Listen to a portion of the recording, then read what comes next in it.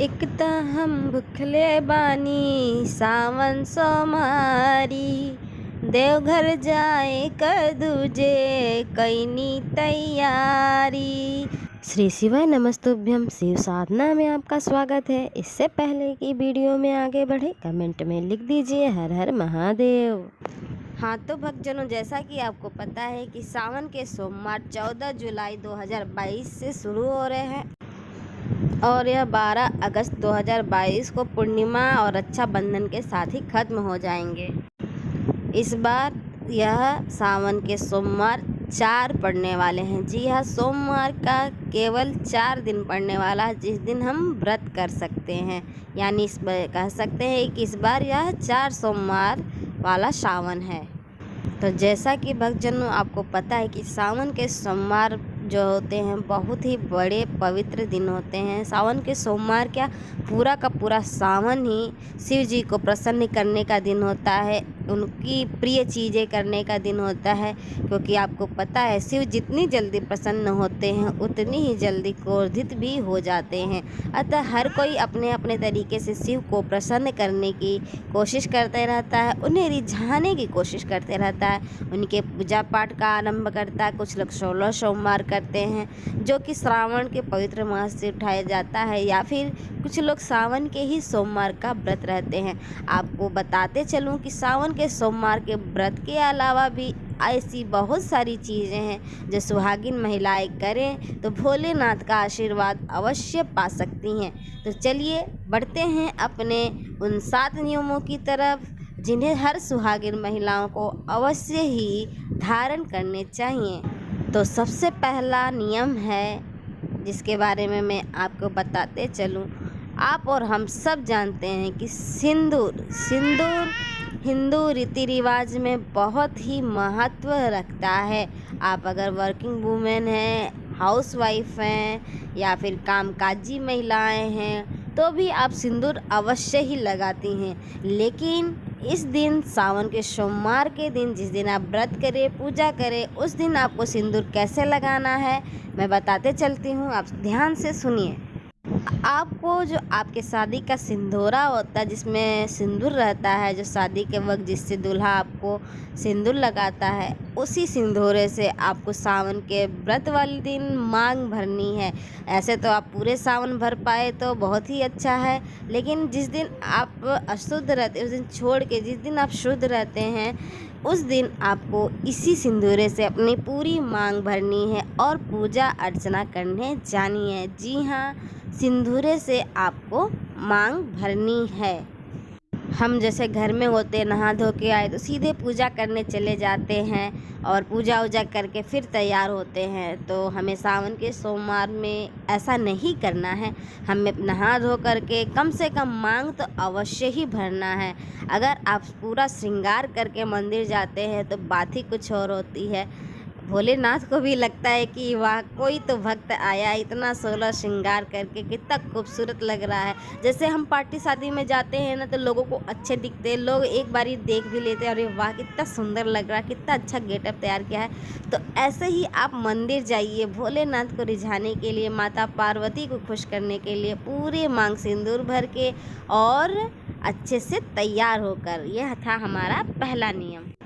अब चलते हैं दूसरे नियम की तरफ। अब हमारा दूसरा नियम क्या है?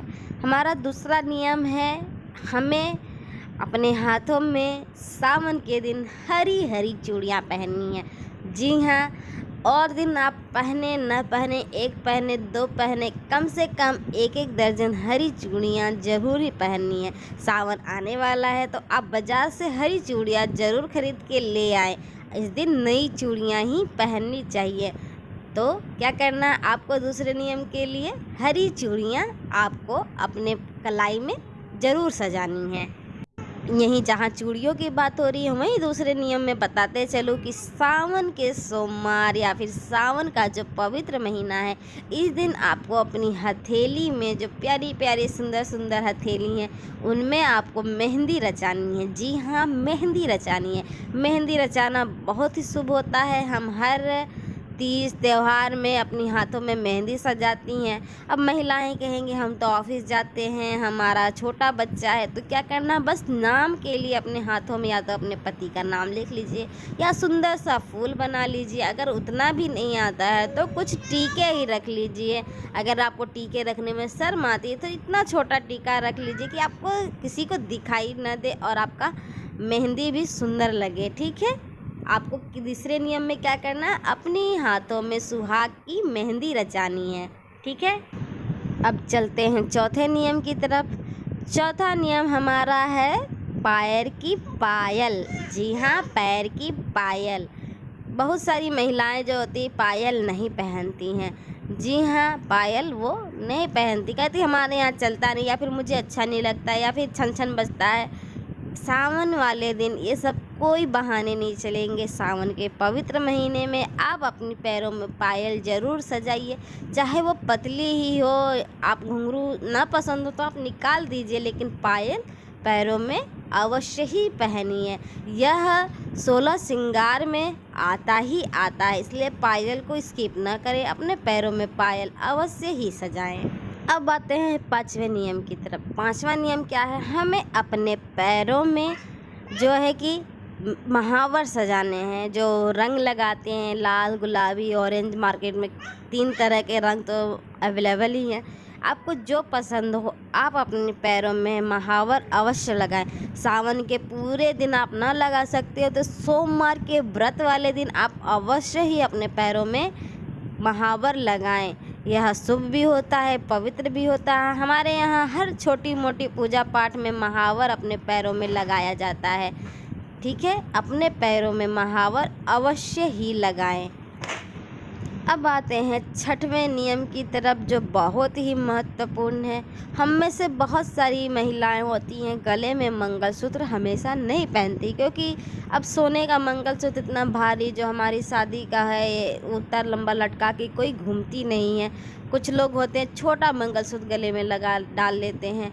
तो आपको मंगलसूत्र अवश्य ही डालना है, चाहे वो छोटा डाले चाहे बड़ा डाले। तो आप भले रात को सोते वक्त निकाल दीजिए, लेकिन पूजा करते वक्त सोमवार के व्रत वाले दिन आप अवश्य ही गले में मंगलसूत्र चाहिए। ये सुहाग की बहुत बड़ी निशानी होती है, इसका अपना अलग ही महत्व होता है। तो आपको गले में मंगलसूत्र अवश्य ही पहननी है। अब आते हैं 7वें नियम की तरफ। आप तो पता ही होगा, अब जो है सावन जो है हरे हरे चीज़ों का प्रतीक है, तो आपको हरी साड़ी पहननी है। जिनके पास साड़ी है वो अवश्य पहने, जो ले सकते हैं वो खरीद के लेके आए, और जो नहीं ले सकते हैं कोशिश करें उनके पास लाल, गुलाबी, पीली किसी भी तरह की चुनरी प्रिंट में कुछ ना कुछ तो अवश्य हुई होगा, तो वह उसे ही पहने। लेकिन आप चुनरी प्रिंट या फिर जयपुरी राजस्थानी प्रिंट का या फिर जो गुजराती प्रिंट होता है चुनरी बनी होती है वो अवश्य ही पहने। ठीक है, क्या करना है आपको, हरी रंग की साड़ी अवश्य ही पहननी है। हमारे अपने से सुहागिन महिलाओं के लिए जो 7 नियम थे मैंने वो लगभग बता ही दिए। अब कुछ छोटे छोटे टिप है जो आपको बता देती हूँ लगे हाथ। आपको क्या करना है, सावन के दिन जैसे हनुमान चालीसा होता है उसी तरह शिव चालीसा की बुक आती है, छोटी सी किताब होती है, आपको उसे भी अवश्य ही पढ़ना है।